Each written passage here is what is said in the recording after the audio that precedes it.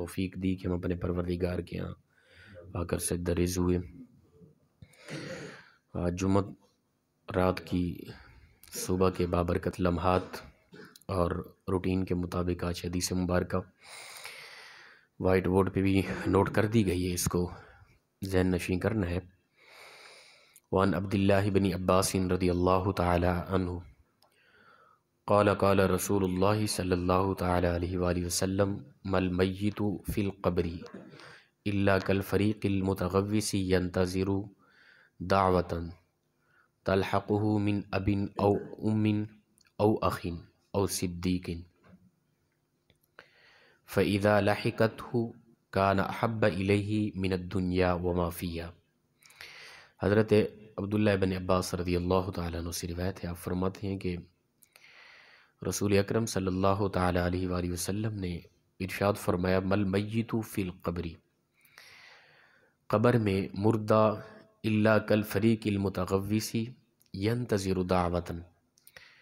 قبر کے اندر مردہ ڈوبنے والے کی مثل ہوتا ہے، جس طرح کہ کوئی ڈوب رہا ہے نا، اس طرح ہوتا ہے قبر کے اندر مردہ، اور وہ انتظار میں ہوتا ہے دعا کی، بھئی کون کب میرے لیے دعا کرے گا۔ تلحقہ من اب او ام او اخ او صدیق، وہ اپنے ماں باپ، بہن بھائی اور دوستوں کے دعا کا منتظر ہوتا ہے۔ قبر کے اندر مردہ ڈوبنے والے کی مثال دی کہ جس طرح ایک ڈوبنے والا انسان انتظار میں ہوتا ہے کہ کون آ کے مجھے پانی سے ڈوبنے سے، موت سے مجھے بچائے گا، جس طرح کہ وہ انتظار میں ہے، اسی طرح فرمایا کہ قبر کے اندر مردہ اپنے ماں باپ، بہن بھائی، دوست احباب کی دعاؤں کا منتظر ہوتا ہے ہر وقت۔ اور پھر فرمایا کہ کان احب الیہ من الدنیا وما فیہا، جب اسے دعا پہنچتی ہے تو وہ دعا اسے دنیا کی ساری دولت سے، جب وہ زندہ تھا، مفہوم اس طرح سمجھے، جب وہ زندہ تھا اسے اشد ضرورت تھی، اس وقت اسے کائنات کے سارے خزانے بھی عطا کیے دے جاتے، تو اسے اس قدر خوشی نہ ہوتی جس قدر قبر کے اندر مردے کو دعا کے پہنچنے پر خوشی ہوتی ہے۔ تو اس سے پتہ چلا کہ بندہ مومن جو دنیا سے چلا جاتا ہے نا، تو قبر کے اندر دعا کے پہنچنے پر اسے اتنا خوشی ہوتی ہے کہ زندگی میں، دنیاوی زندگی میں کبھی بھی وہ خوشی اس کو حاصل نہیں ہوئی، وہ جتنا بھی امیر ترین رہا۔ اتنا تو کوئی امیر نہیں نا کہ پوری کائنات کے خزانے اس کے پاس ہو، اسے اشد بھی ضرورت بھی تھی، اور پھر اسے پوری کائنات کی ساری دولت عطا کی گئی، جو دنیا کے اندر اسے خوشی ملی، اس سے بھی زیادہ وہ خوش قبر میں دعا کے پہنچنے پر ہوتا ہے۔ اور پھر فرمایا کہ وَإِنَّ اللَّهَ تَعَالَى لِيُدْخِلُ عَلَىٰ أَهْلِ الْقُبُورِ مِنْ دُعَاءِ أَهْلِ الْأَرْضِ أَمْثَالَ الْجِبَالِ، کہ بے شک اللہ تعالیٰ زندہ لوگوں کی، زمین والے جو زندہ لوگ ہیں، ان کی دعاؤں کو مردوں کو جب عطا کرتا ہے، وہ پہاڑوں کی مثل اجر بنا کے عطا کرتا ہے اللہ تعالیٰ۔ ہم لوگ جب دعا کرتے ہیں نا اپنے آباء و اجداد کے لیے، گزرے ہوئے لوگوں کے لیے، تو رب تعالیٰ پہاڑوں کے برابر ہماری دعائیں اجر بنا کے ان کو عطا کرتا ہے، اس قدر ہماری دعائیں، اور یقیناً ہماری دعائیں وہ قبول ہوتی ہیں، اور وہ ہر وقت انتظار میں رہتے ہیں، اس قدر کہ جس طرح ڈوبنے والا ہوتا ہے، کس قدر اب خود اندازہ لگا لیں ہم تصور میں جا کے کہ بندہ ڈوب رہا ہے،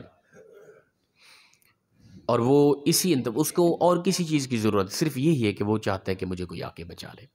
موت کے منہ میں ہے نا، اس وقت اسے کس چیز کی ضرورت ہے؟ صرف یہی کہ کوئی آ کے بچا لے۔ کوئی ڈوب رہا ہے، اس وقت بندہ پوچھے بھئی تجھے کھانے کی ضرورت ہے، وہ کہے کہ یار میں موت کے منہ میں ہوں، مجھے کھانے کی نہیں ضرورت، پانی کی ضرورت ہے۔ بھئی پانی کی ضرورت نہیں ہے، سواری کی ضرورت ہے، بھئی کسی چیز، مجھے اس وقت میری جان بچاؤ، اس پانی سے ڈوبنے سے مجھے بچاؤ۔ وہ صرف اسی چیز کی ضرورت رکھتا ہے اور منتظر ہوتا ہے کہ کون کس وقت آ کے مجھے بچائے۔ تو فرمایا کہ قبر کے اندر مردہ اسی طرح بے چینی اور بے قراری سے انتظار میں ہوتا ہے کہ کب میرے پچھلے زندہ لوگ میرے لیے دعا کرتے ہیں، اور پھر جب دعا پہنچتی ہے تو وہ دنیا کی ساری دولت زندگی میں اسے عطا کی جاتی، تو اس قدر خوش نہ ہوتا، اس سے بھی زیادہ، یعنی اتنا خوش ہوتا نہ، اس سے بھی زیادہ خوش ہوتا کہ جب دنیا کے اندر اسے ضرورت تھی، کائنات کی ساری دولت انہیں عطا کی جاتی، اس سے بھی زیادہ مردہ قبر کے اندر دعا کے پہنچنے پر خوش ہوتا ہے۔ پھر فرمایا کہ اللہ تعالیٰ زندہ لوگوں کی دعا جب بھی دعا کرتے ہیں، رب تعالیٰ ان لوگوں کو پہاڑوں کی مثل اجر کر کے عطا فرماتا ہے۔ پھر فرمایا کہ وَإِنَّ هَدَيْتَ الْأَحْيَاءِ إِلَى الْأَمْوَاتِ اسْتِغْفَارُ لَهُمْ، زندہ لوگوں کے لیے مردوں کو تحفہ دینا کیا ہے؟ ان کے لیے توبہ استغفار کرنا ہے، یہ تحفہ ہے ان کے لیے۔ جو زندہ لوگ ہیں، ہم چاہتے ہیں کہ ہم اپنے آباء و اجداد، اپنے دوست احباب جو گزر گئے، ان کو تحفہ بھیجیں، تو اللہ کے نبی صلی اللہ علیہ وسلم فرماتے ہیں ان کے لیے استغفار کیے جائے، ان کی درجات بلندی کی دعا کی جائے۔ اور دعا کا بہترین طریقہ یہ ہے، ہمارے ہاں جو ایک رواج ہے، طریقہ ہے، ٹھیک ہے نا، ہمارے ساتھی بعض اوقات یہ سوال اٹھا رہے ہوتے ہیں، بھائی جس طرح ہمارے ایک بزرگ ایک دو دن پہلے بھی سوال کر رہے تھے، کچھ ساتھی کہتے ہیں کہ دیکھو بھائی جنازہ ہوا تھا رسول اللہ صلی اللہ علیہ وسلم کے دور میں، ابو بکر صدیق کی مثال دے رہے ہیں، سیدنا صدیق اکبر رضی اللہ تعالیٰ عنہ کا نماز جنازہ ہوا ہے، ٹھیک ہے نا، اور جنازہ پڑھنے کے بعد، تدفین کے بعد اگر قرآن خوانی ہوئی ہے تو آپ ہمیں دکھا دیں، جنازہ ہم دکھا دیتے ہیں، جنازہ سب پڑھ رہے ہیں، قرآن خوانی نہیں ہوئی، اگر ہوئی ہے تو آپ دکھا دیں، ہم بھی کریں گے۔ ہم کہتے ہیں یار بات یہ ہے کہ جنازہ فرض کفایہ ہے، لازم ہے، کوئی نہیں کرے گا سب گنہگار ہوں گے۔ ہم کہتے ہیں قرآن خوانی نہیں کرو گے تو کوئی گنہگار نہیں ہوگا، مستحب عمل ہے، بہترین طریقہ۔ اب کوئی فوت کی ہوئی، سارے لوگ مسجد کے اندر دوسرے دن یا تیسرے دن جمع ہو کے اس بندہ مومن کے لیے اجتماعی طور پہ دعائے مغفرت کر رہے ہیں، کیا یہ خوبصورت طریقہ نہیں ہے؟ اللہ کے محبوب صلی اللہ علیہ وسلم فرماتے ہیں وہ تمہاری دعاؤں کا اس قدر منتظر ہے کہ جس طرح ایک ڈوبنے والا بچانے والے کے منتظر ہوتا ہے،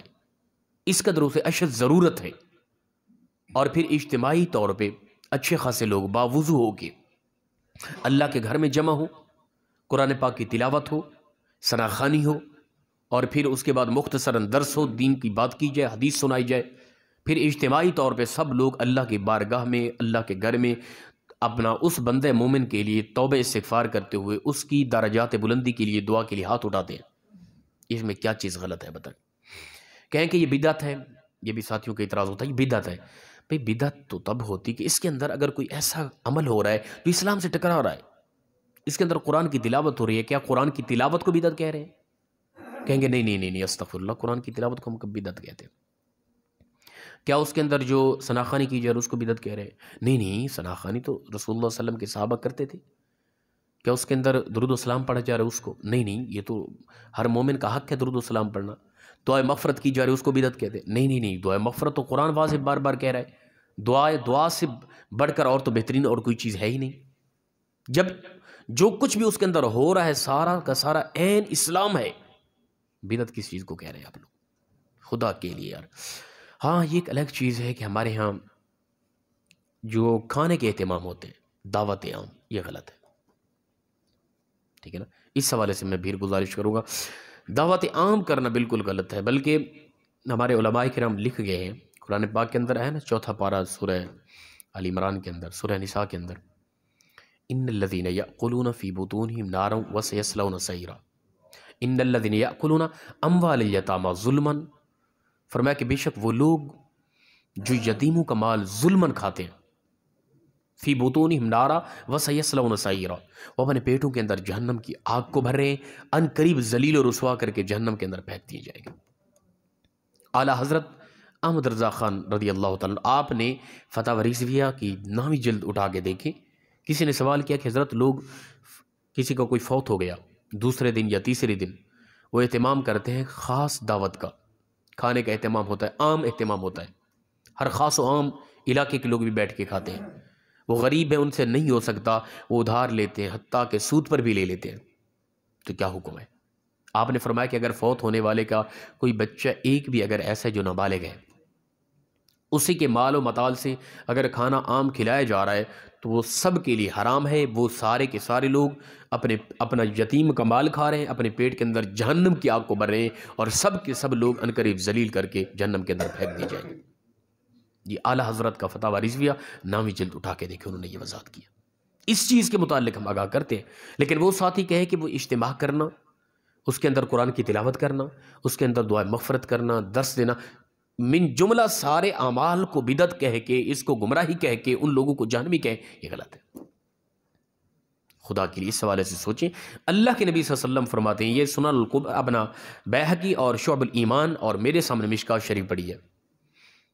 یہ حدیث سے پاک فرمایا، اشد ضرورت ہے مردے قبروں کے اندر تمہاری دعاؤں کے منتظر ہوتے ہیں، اور اس قدر انتظار ہوتا ہے، اس قدر ان کا ہر ایک سیکنڈ انتہائی بے چینی و بے قراری کا ہوتا ہے کہ وہ ڈوبنے والے کی مثل ہوتے ہیں، ٹھیک ہے نا۔ ہم میں سے کوئی ایسا نہیں ہے کہ جس کے ساتھ یہ معاملہ درپیش آیا ہو۔ اگر کسی کے پاس آیا ہے تو وہ خود سوچے کہ وہ لمحہ کیسا ہوتا ہے، اگر نہیں آیا تو خود تصور میں سوچے۔ ہمیں تیرنا بھی نہیں آتا اور ایسے پانی میں ایسی جگہ پہنچ گئے کہ قریب کو کنارہ بھی نظر نہیں آ رہا، ٹھیک ہے نا، اور چند لمحے ہمارے موت کے آگے نظر آ رہے ہیں، وہ کتنا اشد ضرورت ہے ہمیں، کیسی انتظار ہوگی ہمیں آ کے کوئی بچائے۔ تو پھر اجتماعی طور پہ کافی لوگ آ کے خوبصورت انداز میں بچا رہے ہیں، مسجد میں جمع ہو کے اللہ کی بارگاہ میں، وہاں نیک لوگ بھی ہیں، تہجد گزار بھی ہیں، سفید داڑھیوں والے بھی ہیں۔ تو یہ بہترین اصول ہے، بہترین طریقہ ہے۔ ہم کہتے ہیں کہ دعوت عام کے حوالے سے ہم منع کر دیتے ہیں، بے ایسا نہ کریں، دعوت عام نہ کریں، علاقے کے لوگ اس فوت کی والے گھر سے کچھ نہ کھائیں، احتیاط کریں اس معاملے کے اندر۔ آپ لوگ اس طرح کا اہتمام دعائے مغفرت کے لیے اجتماعی پروگرام شروع کر دیں، اختلاف ہی ختم ہے، اور ہم اس کو لازم نہیں سمجھتے۔ اور یہ ایک فرقہ واریت کے حوالے سے اور ایک اپنا الگ الگ اپنے مسلک کے حوالے سے ہٹ کے ہم بندہ اپنے دل کے اندر، دل کی گہرائی میں جا کے بندہ مومن بن کے سوچے۔ ہم کہتے نہیں جی ہمارے مسلک کے تو کبھی کرتے، بدعت جو کہتے ہیں ہم نے کرنے نہیں ہے، میں کیوں نہیں کرنا یار، کر لیں کیا ہو جائے گا۔ اور پھر ہمارے ہاں جو لازم و ضروری سمجھتے کہ اس کے علاوہ سنیت ہے ہی نہیں، یہ بھی غلط ہے، اس حوالے سے بھی احتیاط کریں۔ تو فرمایا کہ بندہ مومن قبر کے اندر تمہاری دعاؤں کا منتظر ہوتا ہے، تم جب بھی دعائیں ان کو بھیجتے ہو، رب تعالیٰ ان کو پہاڑوں کی مثل اجر عطا کرتا ہے۔ اور پھر فرمایا وہ اس قدر خوش ہوتے ہیں کہ دنیا کے اندر جب وہ زندہ تھے، مثال کے طور پہ مفہوم حدیث، جب زندہ تھے وہ، اس وقت ان کو دنیا کی اشد ضرورت بھی تھی، اس وقت کائنات کے سارے خزانے ان کو عطا کیے جاتے، جتنا وہ خوش ہوتے، اتنا خوش نہیں بلکہ اس سے بھی بڑھ کے قبر کے اندر مردے کو جب دعا پہنچتی ہے وہ خوش ہوتا ہے۔ اور پھر فرمایا زندہ لوگوں کا تحفہ مردوں کے لیے کیا ہے؟ استغفار کرنا ہے۔ اللہ پاک ہم سب کو عمل کی توفیق عطا فرمائے۔ وآخر دعوانا الحمدللہ رب العالمین۔